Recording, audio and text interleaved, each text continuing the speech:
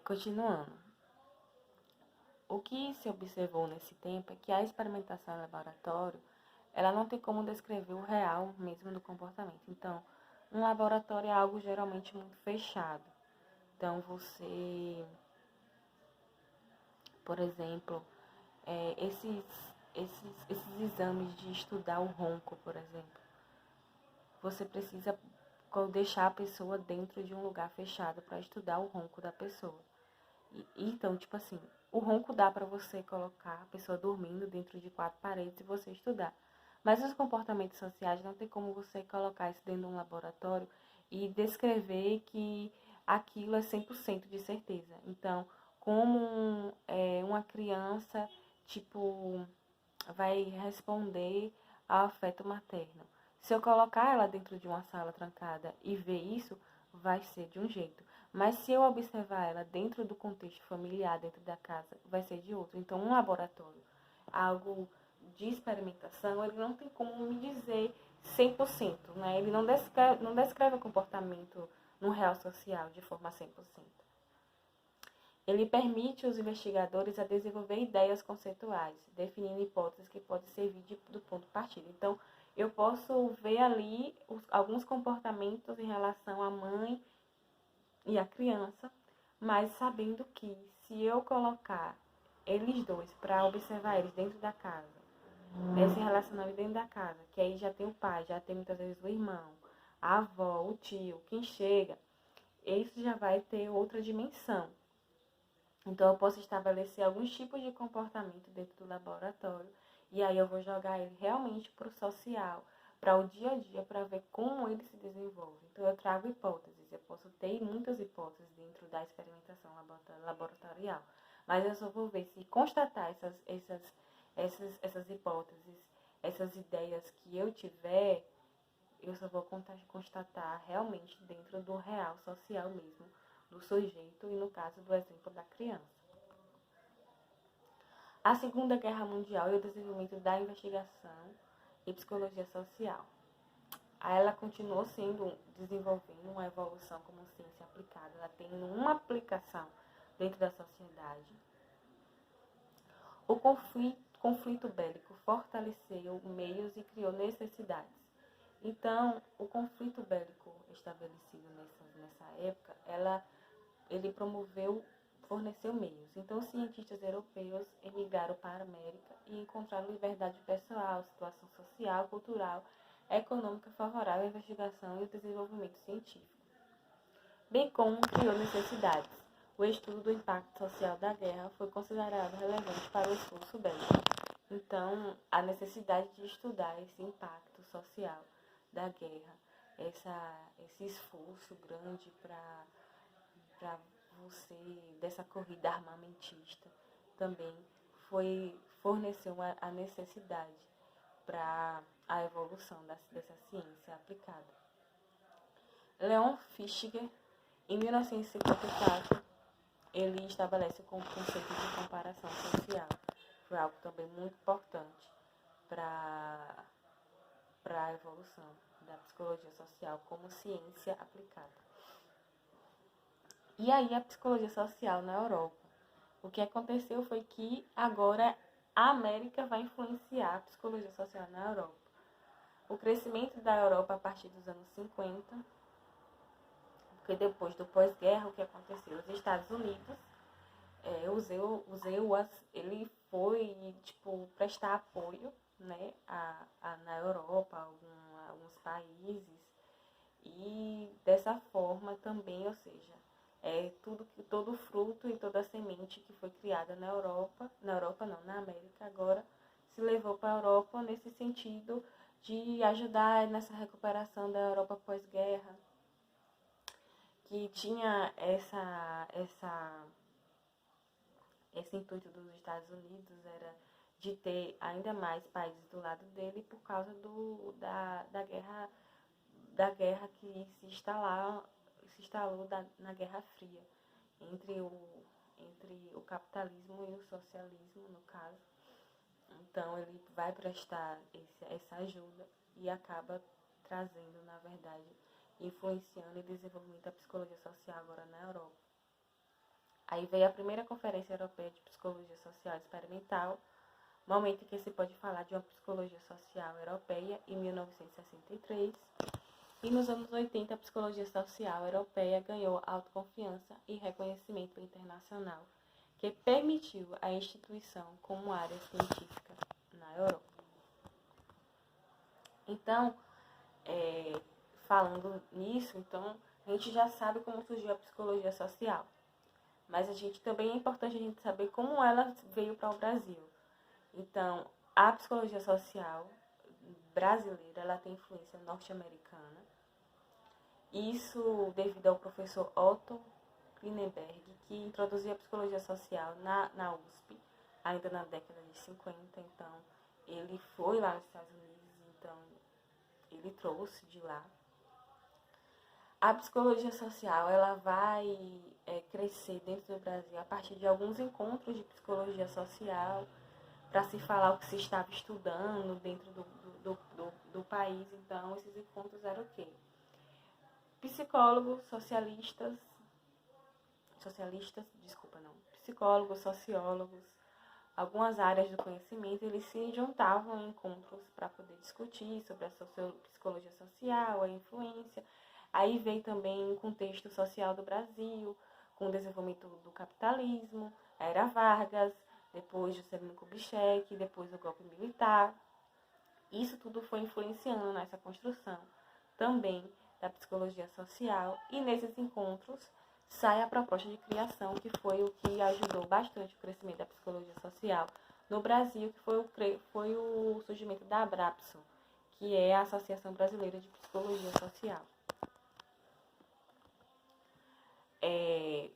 E a Abrapso, ela trazia algumas discussões, já que é algo muito focado para a psicologia social, que era, uma das coisas era justamente essa dependência cultural que a psicologia social do Brasil tinha.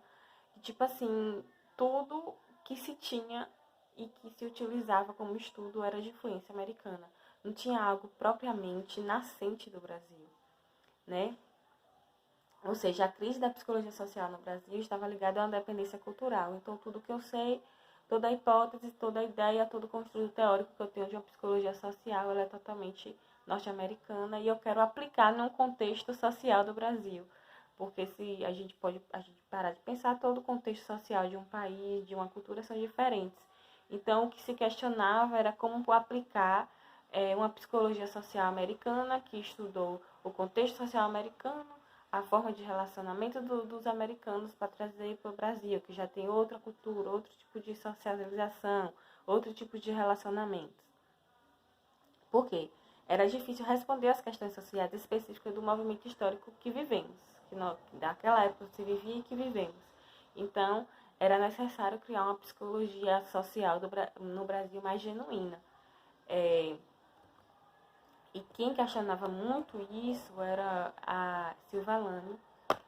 Ela questionava muito isso, e ela realmente foi uma das pessoas que tentou e construiu uma psicologia mais voltada para a cultura brasileira, né? Foi Silva Lane. Então, nesse sentido, a gente agora pode falar, depois que a gente já falou dessa história, a gente pode falar da psicologia social. O que é a psicologia social? Ela tem como conceito, ela estuda as manifestações comportamentais suscitadas pela interação de uma pessoa com outras pessoas, ou pela mera perspectiva de tal interação. Então, você tem tanto a interação realmente, propriamente dita, como a perspectiva de interação. Você tem uma perspectiva, você tem uma intenção de relação. Então, ela vai estudar o comportamento dentro da interação da pessoa, dos sujeitos com o social, com uma relação, pode ser entre mãe e filho, entre uma família e a sociedade, ou seja, os comportamentos, como se dá essa interação entre uma pessoa e outras pessoas, entre uma família e outra família, entre a cultura paulista e a cultura baiana. Então, é nessa relação, é nessa perspectiva que se dá o conceito da psicologia social. Estudo das relações humanas a partir de um viés individual até uma perspectiva mais ampla ou social, sendo que este ramo enfoca mais o indivíduo, no sentido do que eu vou pegar eu, Natália, e vou estudar e ampliar e estudar meu comportamento nas diversas facetas da sociedade. Então, eu vou estudar meu comportamento dentro da minha família, depois como eu me relaciono na sociedade, como eu me relaciono dentro de um grupo de amigos. Então, ela vai de uma perspectiva individual a uma perspectiva mais ampla e social, focando o indivíduo ou também focando os grupos. A gente também pode olhar nessa vertente. Se a gente for estudar um grupo, Kurt Lewin, os estudos dele geralmente eram em grupos. As intervenções dele eram em grupos. Então, eu posso pegar um grupo e relacionar ele e tentar estudar ele dentro da sociedade. Então, vamos dizer, grupo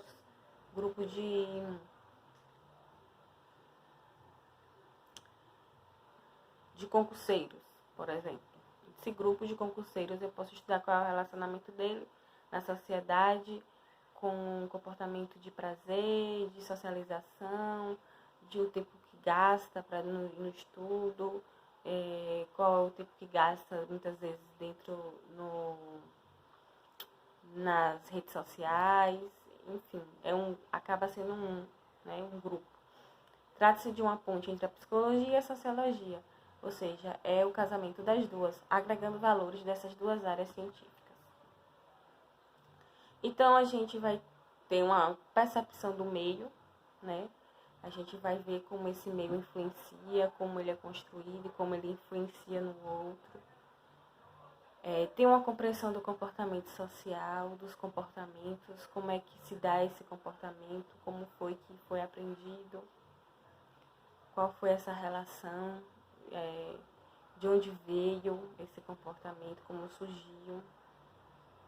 Analisa as interações que compreende a sociedade, o comportamento de indivíduos no que ele é influenciado socialmente. Então, a gente pode ver antes do nascimento e as condições históricas da família. Então, ou seja, eu posso estudar um indivíduo antes do nascimento dele.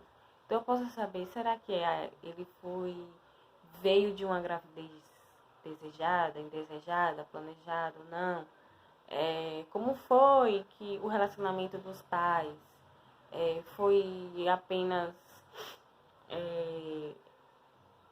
acabou que a mãe continuou a gravidez sozinha, porque o pai simplesmente foi só um encontro que eles tiveram, enfim.